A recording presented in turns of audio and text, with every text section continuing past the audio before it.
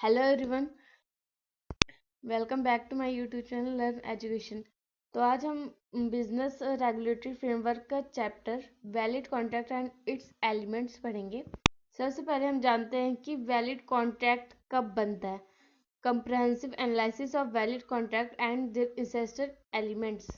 जब valid contract तभी बनता है जब इंसेस्टल एलिमेंट्स इसमें इंक्लूड हों। पर एक कॉन्ट्रैक्ट कब बनता है? जब पहले एग्रीमेंट हुआ। अब एग्रीमेंट और कॉन्ट्रैक्ट दोनों डिफरेंट होते हैं। मान लो किसी आदमी ने एक ने ऑफर दिया और दूसरे ने एक्सेप्ट किया। एक ने ऑफर दिया कि हम कल घूमने चलेंगे, सेकंड ने एक्सेप्ट की कि ठीक है हम कल घूमने चलेंगे। ये क्या हो गया? एग्रीमेंट हो गया। अब अगर वो दोनों कल घूमने नहीं जाते तो कोई एक दूसरे पर केस फाइल नहीं कर सकता कि ये कल मेरे साथ घूमने नहीं गया तो मैं इस पे केस कर दूंगा। इसलिए ये एग्रीमेंट है, इस पे कोई लॉ काम नहीं कर सकता। बल्कि कॉन्ट्रैक्ट पे क्या होता है, कॉन्ट्रैक्ट प्रॉपर तरीके से साइन हुआ होता है ताकि जब भी दोनों टाइम पे काम ना करे तो वो कोर्ट में जाके केस को फाइल करा सकते हैं। और इसमें enforceable by law, contract enforceable by law होता है कि इसमें जो लॉ होता है वो एक्शन ले सकता है। पर एग्रीमेंट में लॉ कोई भी एक्शन नहीं ले सकता। इसलिए कोई भी कॉन्ट्रैक्ट पहले एग्रीमेंट बनता है। दोनों एक ऑफर देता है, दूसरा एक्सेप्ट करता है तो वह एग्रीमेंट बन गया। पर वो कॉन्ट्रैक्ट जब रिटन पेपर पे साइन हुआ हो और इसमें इन्फोर्सेबल बाय लॉ, तब वो कॉन्ट्रैक्ट बनता है ताकि इसमें लॉ भी अपना काम कर सके, एक्शन ले सके।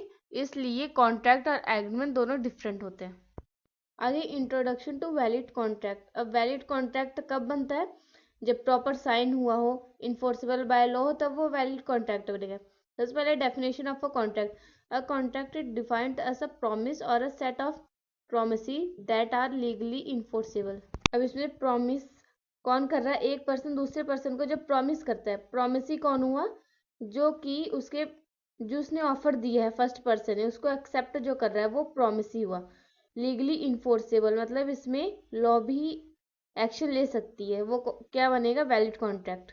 आगे नेक्स्ट है importance in transactions. Contracts are vital in both business and personal dealing, providing security and clarity।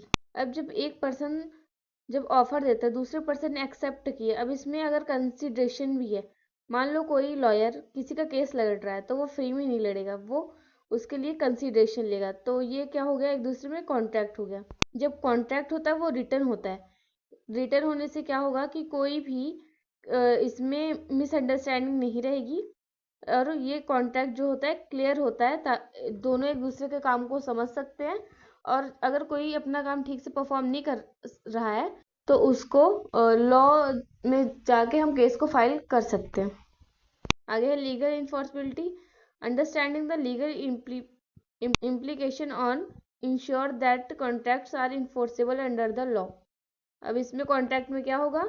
Legally इन्फोर्सबिलिटी मतलब कि कोई भी पार्टी अगर अपना काम सही से नहीं कर रही है, मिसअंडरस्टैंडिंग किसी के साथ चीटिंग कर रही है, तो इसमें enforceable by law, law action ले सकती है कॉन्ट्रैक्ट में।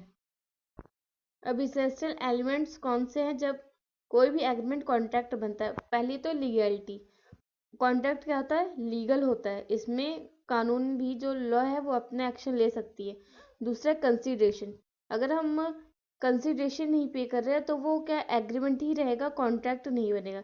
कॉन्ट्रैक्ट में कंसीडरेशन मतलब कि हम किसी से कोई काम करवा रहे हैं तो उसके बदले हम उसको कुछ पैसा दे रहे हैं, उसको कंसीडरेशन बोलेंगे। सेकंड है ऑफर। हम जब ऑफर किसी को दे रहे हैं तभी वो एक्सेप्ट करेगा। ये क्या है? एलिमेंट है कॉन्ट्रैक्ट का। हम किसी को ऑफर देंगे, उसको कंसीडरेशन देंगे, तभी वो हमारे ऑफर को एक्सेप्ट करेगा। कैपेसिटी। अब सेकंड पार्टी कब जो कॉन्ट्रैक्ट है वो एक्सेप्ट करेगी? जब उसमें कैपेसिटी होगी उस काम को करने की। अगर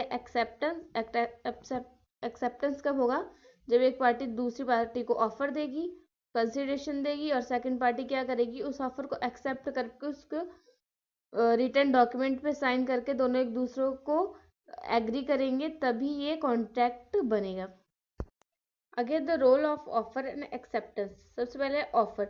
अ clear statement of terms proposed by one party to another। अब जब एक पार्टी दूसरी पार्टी को ऑफर दे रही है तो इसमें जो फर्स्ट पर्सन है वो पूरे कॉन्ट्रैक्ट में अपनी टर्म्स क्या है, उसकी कंडीशंस क्या हैं, वो किन शर्तों पे ये कॉन्ट्रैक्ट करना चाहता है, ये सब उसमें मेंशन होगा। सेकंड है acceptance, the unequivocal agreement to the terms of the offer by the offeree. अब जब अनदर पर्सन है, जो फर्स्ट पर्सन ने ऑफर दिया था, उसने उसके टर्म्स और कंडीशन को पढ़ा कि उसकी क्या शर्तें हैं, वो किस बेस पे कॉन्ट्रैक्ट करना चाहता है। अगर वो उसे कॉन्ट्रैक्ट अच्छा लगता है तो वो क्या एक्सेप्ट करेगा उस कॉन्ट्रैक्ट को और उसकी शर्तों को मानेगा। नेक्स्ट है communication, acceptance must be communicate to the offer for validity. अब जब एक पर्सन ने ऑफर दिया, सेकंड ने क्या किया, एक्सेप्ट कर लिया, तो उसके बाद वो एक दूसरे से मीटिंग करेंगे, कम्युनिकेशन करेंगे कि जो एक्सेप्टर है, जिसने एक्सेप्ट किया है कॉन्ट्रैक्ट को, वो फर्स्ट पर्सन से फोन पे बात करेगा या मीटिंग करेगा कि हमें आपका ऑफर जो है अच्छा लगा और हम ये कॉन्ट्रैक्ट करना चाहते हैं। नेक्स्ट है mirror image rule, acceptor must mirror the offer of a valid contract to exist. अब जब एक्सेप्टर जिसने कॉन्ट्रैक्ट को एक्सेप्ट किया था वो एक दूसरे से बातचीत करेंगे ताकि भी कोई मिसअंडरस्टैंडिंग ना हो, तभी वो एक दूसरे से कॉन्टैक्ट कर सकते हैं।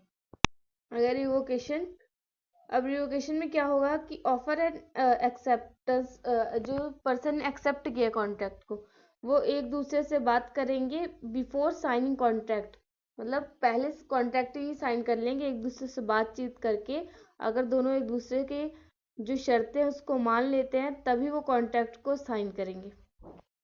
तो हमने इस चैप्टर में एग्रीमेंट क्या होता है और कॉन्ट्रैक्ट क्या होता है, इसके बीच के डिफरेंस पढ़ा। आगे भी हम इसके इस चैप्टर के बारे में पढ़ेंगे।